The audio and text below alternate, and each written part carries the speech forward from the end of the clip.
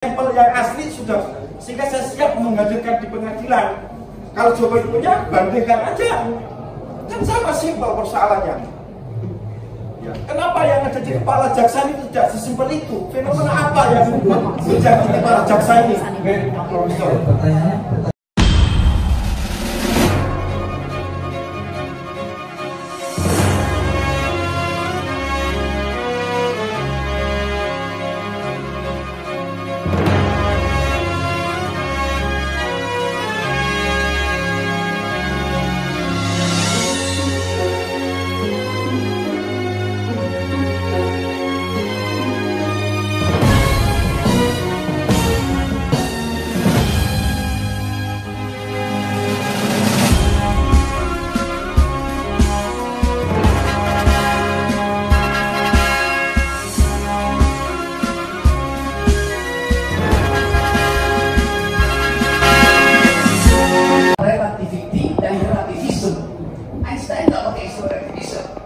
Relativity, tetapi teori itu sebetulnya ini kalau ada banyak manusia buat koreksi saya belajar itu normal. Yang pertama mengungkapkan relativity itu adalah Laplace. Laplace ditujukan bahwa kalau saya tahu posisi satu objek bersamaan dengan kecepatannya, maka saya tahu arah dari objek itu. Itu kemudian dikritik oleh Heisenberg. Heisenberg bilang, kalau Anda tahu kecepatannya, tidak mungkin Anda tahu posisinya. Demikian sebaliknya. Kalau Anda tahu posisinya, tidak mungkin Anda tahu kecepatannya. Semua itu kemudian diucapkan kembali dalam formula dari Einstein. Karena semuanya bisa berubah. Karena fungsi dari massa itu adalah mc square. Sehingga perubahan-perubahan yang muncul itu bisa berubah juga dengan tempat yang lain. Sekarang ada teori lain, seperti macam string teori. Tetapi prinsipnya, ilmu fisika pun berubah paradigmanya. Yang kita sebut sebagai teori paradigma yang dibuat oleh Thomas Kuhn. Bahwa paradigma itu menuntun riset teknisnya. Jadi bahkan ilmu fisika berubah. Yang nggak berubah itu adalah matematika. Yang nggak berubah itu adalah keyakinan tentang Tuhan, itu nggak berubah. Jadi itu betul lagi. Seandainya satu waktu, apalagi bukti yang sedang dicari, tiba-tiba bisa berubah. Lalu yang disebut pembuatos adalah jaksa.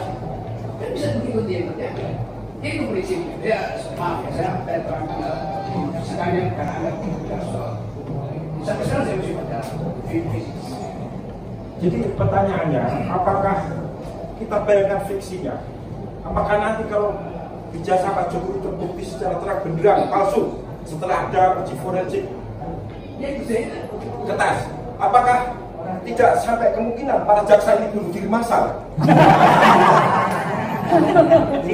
Karena kepahlawan yang luar biasa seperti yang digambarkan oleh Einstein di tentang dirinya sendiri itu.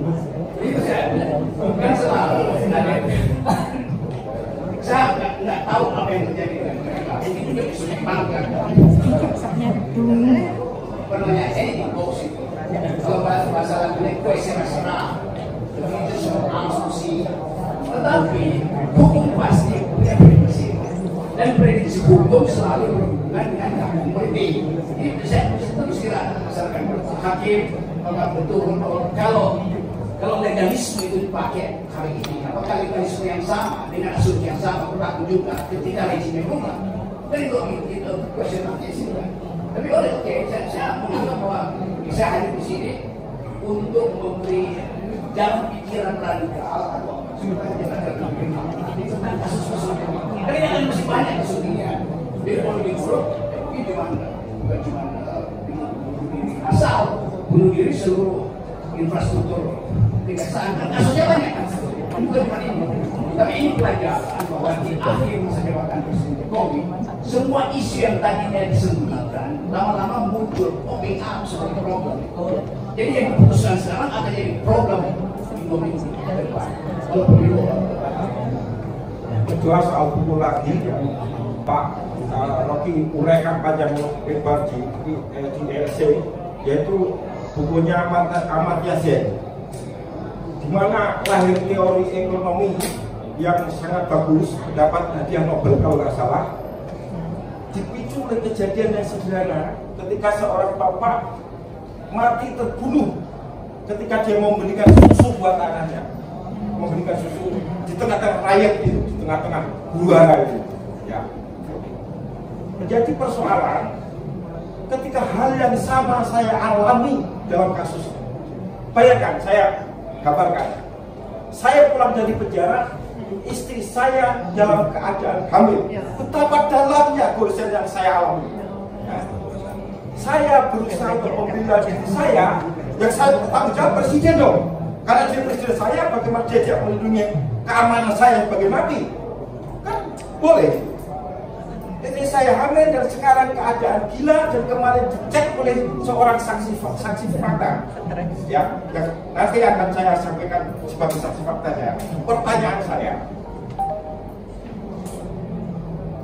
mungkinkah orang yang mengalami goresan seperti saya ini berbohong seperti Amartya Sen? Tidak mungkin berbohong.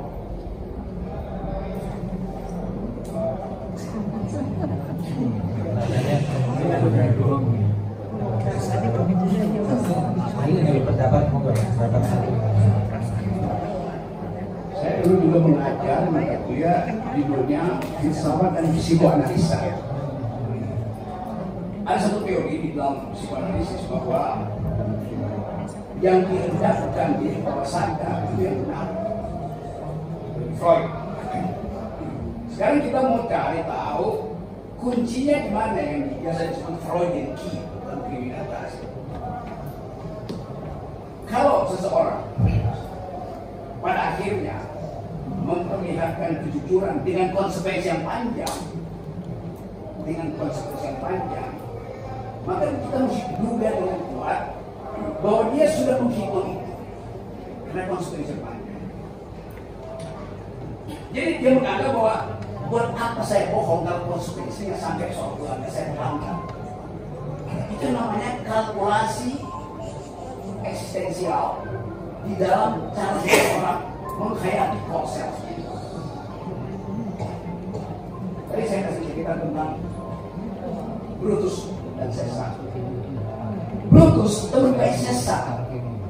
Dia tahu kalau dia patuh aja pada Caesar, dia bisa jadi duta besar, dia bisa jadi menko polhukam. Tetapi hati nurani Brutus mengatakan, Anda teman baik gue, kenapa Anda jadi lagi di Republik? Brutus tahu kalau dia bunuh Caesar, dia juga akan mati. Tetapi dia ambil risiko itu, dan dia tahu bahwa dia akan dicaci mati sebagai pengkhianat. Setelah berabad-abad, baru bisa diterangkan bahwa Brutuslah pahlawan, Caesar itu bajingan. Karena dia punya pengkhianat di Republik.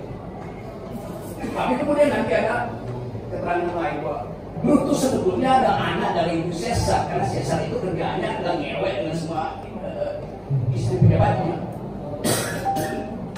Sama Caesar itu supaya lebih mudah. Bagi Caesar adalah menyetubuhi istri-istri pejabatnya. Salah satu yang dia setubuhi adalah ibunya Brutus. Jadi kalau kita gambarkan peristiwa ini bisa diisi orang panjang tentang kemaksiatan politik Indonesia. Kan sekarang dibuka di dalam soal polisi kan macam-macam isu kan, isu seks masuk di situ, isu narkoba, isu penyalahgunaan jabatan. Di dalam suatu peristiwa kecil ada semua variabel tentang kebiadaban itu bisa masuk di situ. Itu yang dialami oleh saudara Bambang Tri, sehingga dia ekspresinya itu betul-betul eksistensial. Cara dia menatap saya, cara dia ngomong. Jadi saya hanya bisa membantu menunjukkan soal ini dari semua perspektif pengetahuan yang pernah saya pelajari dan saya bertanggung jawab. Assalamualaikum warahmatullahi wabarakatuh. Satu lagi dulu, Pak. Satu lagi. Itu poin. Dan itu kan pernyataan saya di depan publik itu apakah itu betul-betul saya alami atau saya bohong tentang istri saya, kan gampang pengujiannya. Tes DNA anak itu. Kalau bukan anak saya berarti saya tidak bohong.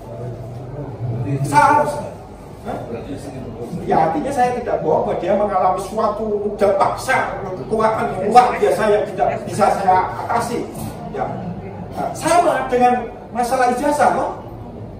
Betapa gampangnya itu dilakukan tes forensik dengan karbon, ya, usia kertas ini sama atau enggak dengan ijazah yang benar. Lah saya sudah sampel yang asli sudah, sehingga saya siap menghadirkan di pengadilan. Kalau jawaban punya, bandingkan aja. Kan sama simpel persoalannya. Ya. Kenapa yang ada di kepala jaksa itu tidak sesimpel itu? Fenomena apa yang menjadi kepala jaksa ini? Ya, apa yang membuat jaksa itu tidak bisa berpikir seperti saya? Simpel. Iya. Oke ya, saya nggak mungkin memaksakan jawaban, tapi dari koneksi subjektivitas saya bisa nangkap satu gejala yang juga dalam psikoanalisis delirium. Delirium itu artinya seseorang yang nggak bisa lagi mengucapkan karena semua perbuatan yang itu mengucapkan telah dimanipulasi oleh kekuasaan. Jadi dia gugup dan gagal. Saya cuma mau tanya pada jaksa, apakah Anda mengalami gejala delirium itu sehingga gugup dan gagal berhadapan dengan kekuasaan? Itu sudah menjawab. Kan tugas dari jaksa adalah memeriksa perkara dengan basis tuduhan. Tetapi kalau perkara itu dimasukkan dengan basis tuduhan dan di belakangnya ada bayang-bayang kekuasaan, jaksa bisa mengalami diri gugup dan gagal. Fasilitas itu yang bisa diuji pengadilan. Argumentasi jaksa mungkin masuk akal, tetapi kemasuk akalan itu bukan karena legal reasoning, melainkan karena imperatif kekuasaan dibuat masuk akal. Itu soalnya. Saya rasa cukup ya, pertanyaan dari akhir ya, sebenarnya cukup ya. Ya, selanjutnya mungkin ada dari penasihat hukum cukup ya. Dari jaksa penuntut umum, silakan.